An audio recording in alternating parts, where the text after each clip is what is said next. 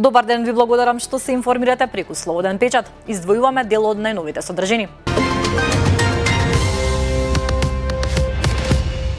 Председателот на Собранието Африм Гаши Поурнек на претходниот председател на Законодавниот дом Талат Џафери презентираше извештај за сработеното во извинатите 2 години од мандатот. И исто како и Џафери, на публикацијата прв јазик е албанскиот, а потоа македонскиот јазик. Иако според законот македонскиот треба да има приоритет кога станува збор за државните органи и за функционерите. Во текстот на Марила Трајковска ги има деталите. Трагедија во Србија. 2 15-годишни момчиња се удавија во Јужна Морава. Според информациите на полицијата, момчињата се удавиле додека ловеле риба. Катастрофа на Филипините. Разорен земјотрес со јачина од 7,8 степени рано утрово го погоди јужниот дел од Филипините, при што беа урнати голем број згради и загинаа најмалку 15 луѓе. Канцеларијата за цивилна заштита ги предупреди граѓаните да избегнуваат влегување во оштетени домови и друга инфраструктура поради опасност од дополнителни потреси.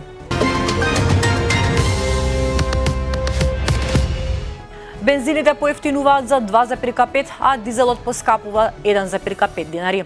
Од друга страна пак ќе плаќаме поскап шеќер, и тоа за 7,5% и пченица за 7,8%. Светските цени на основните прехранбени производи повторно се движат нагоре. Повеќе за ова во текстот на Валентина Ангеловска. Поранешен директор на Национални шуми продавал опожарено дрво по стари цени и направил штета од над 2 милиони денари. Лицето со иницијали ВГ од Битола се товари дека преку примена на застарен ценовник овозможил 6 приватни фирми да купат дрвна маса по нереално ниски цени. ЛГБТ концептот го оштети албанското семено ткиво. Феминизмот, оплодувањето на децата без адреса на татко, промовирањето на сексуалната слобода се вредности што, ако ги оспориш, те прогласуваат за антиевропски и антизападен еретик. Ова се извадоци од текстови на кандидатот за член на Комисијата за спречување и заштита од дискриминацијата, Исмел Синани, кој бил долгогодишен новинар во повеќе медиуми на албански јазик, а ги објави мрежата за заштита од дискриминација, која реагира откако Собраниската комисија за избори и именувања го предложи токму него за член на Комисијата за спречување и заштита од дискриминација.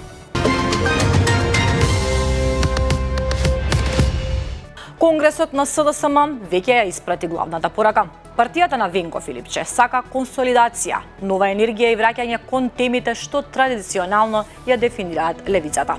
Но вистинското прашање не е што пишува во платформата, туку дали СДСМ има сила, дисциплина и политички нерв тоа да го претвори во секојдневна битка.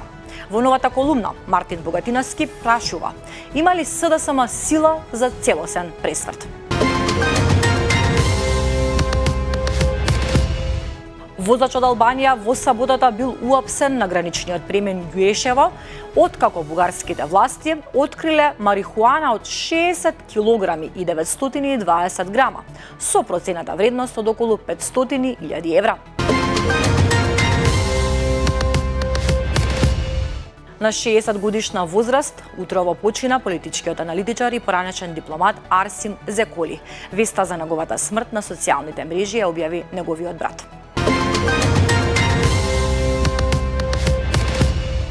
Општина Газивава објави јавен повик за субвенции за инвертер клими, при што општината ќе надомести до 50% од трошоците за купување на уредот, но не повеќе од 20.000 денари. Косовскиот фудбал завиен во црно. Во сообраќајна несреќа загина репрезентативецот Фатрион Буњаку, кој го загуби животот во сообраќајна несреќа на само 22 годишна возраст. Србин застрелан и убиен од непознат напаѓач во Барселона. Според каталонската полиција, жртвата чиј идентитет се уште не е официјално потврден, била погодена со неколку куршуми во областа Зона Франка. Полицијата моментално се обидува да го лоцира напаѓачот, кој побегнал од местото на настанот. Дискусијата за проширувањето на Европската Унија се повеќе ја обликуваат наративи што ја продлабочуваат несигурноста кај земјите кандидатки. Дали Европската Унија навистина ги сака балканските држави? Дали Балканот е европски? Во игра влегуваат и Русија и Кина, националистички партии, дезинформации и домашни елити кои ја користат фрустрацијата од долгото чекање за да ги протуркаат своите наративи. Брисел отвора долго поглавје. Крајот не е јасен, анализира Хари Кацановски. Огнена топка зафати авион што се урна при слетување во Доминиканска република. Нема преживеани. Авионот бил на пат кон Остин, кога прогласил вонредна состојба поради сериозни механички проблеми. Според првичните информации, во авионот се наоѓале само 20 членови на екипажот. Причините за несреќата се непознати. Најмладата избрана градоначалничка во Јапонија повторно пишува историја. Таа сега стана и првата функционерка во државата која ќе користи породилно отсуство од работа. Флорентино Перес останува на чело на Реал Мадрид, откако убедливо победи на претседателските избори и обезбеди нов мандат до 2030 година. Мила Илиќ Анчева го донесе среброто во Македонија. Таа освои второ место на светското првенство во латино танци, кое се одржа во Австрија. Ви благодарам на довербата. Повеќе информации ќе најдете на slobodnpečat.mk. Се читаме.